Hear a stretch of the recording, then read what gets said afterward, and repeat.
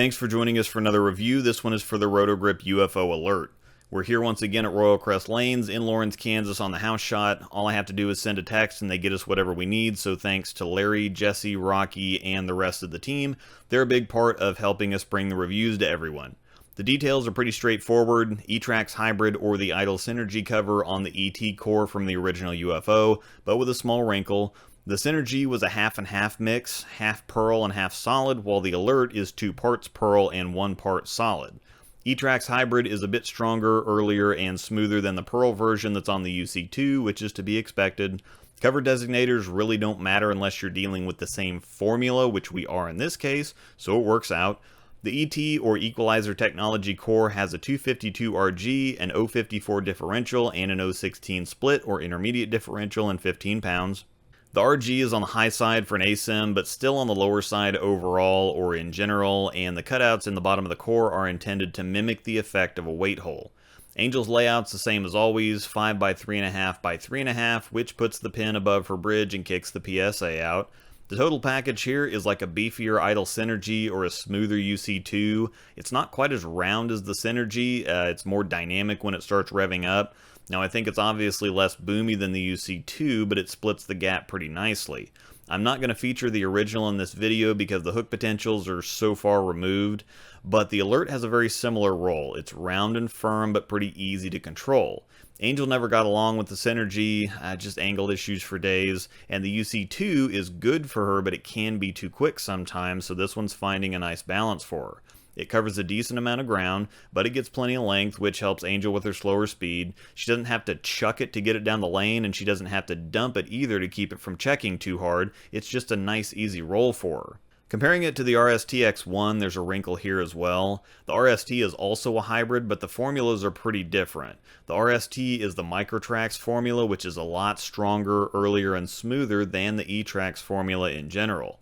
The Alert still rolls quite a bit like it, it's just a couple boards weaker, much easier down the lane, and of course more responsive on friction, so I think these two will be better complements than the Alert is to the UFO, because the UFO is also Microtrax, but the solid version of course, so it's even stronger, earlier, and smoother than the RST. So the RST is actually more of a ball down from the UFO, and then the Alert would be a nice step down from the RST.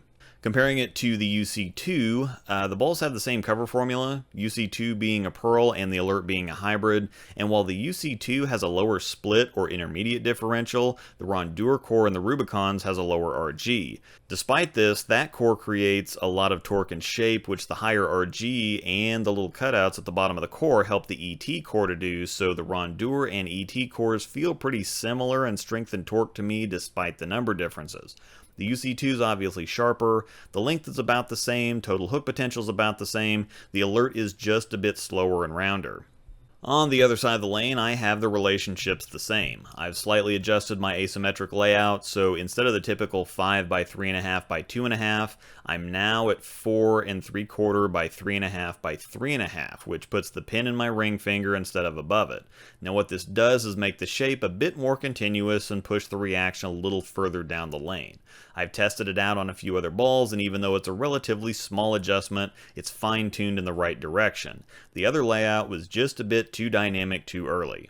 Despite familiar feelings from the core between the UFO and the Alert, this one is so much weaker and cleaner of a cover that they're pretty far removed from one another. I also have the RST-X1 pretty perfectly between the two.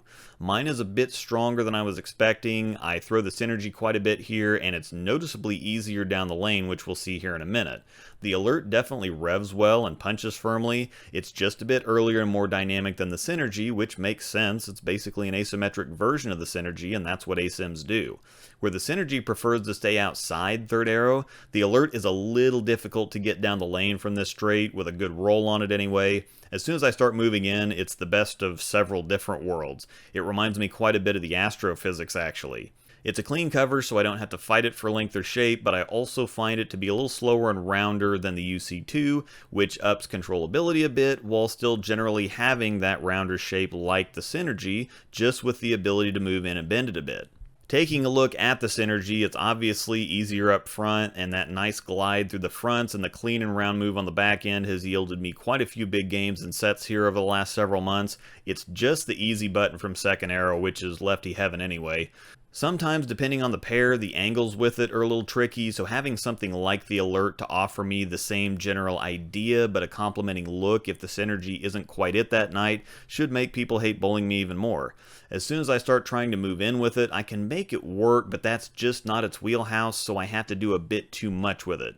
Looking at the RST, the shapes are very similar. The RST is just obviously earlier and smoother. They play in about the same areas, which is really anywhere on the lane I want them to.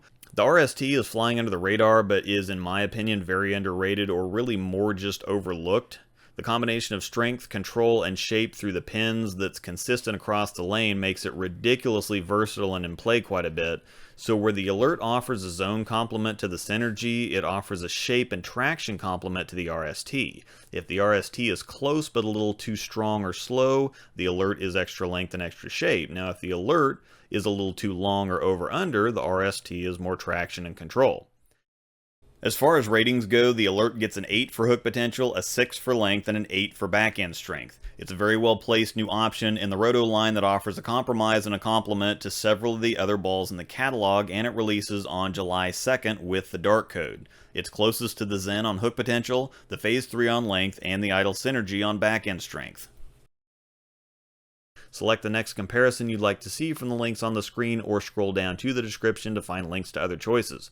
Thanks for watching, and may the strikes be with you.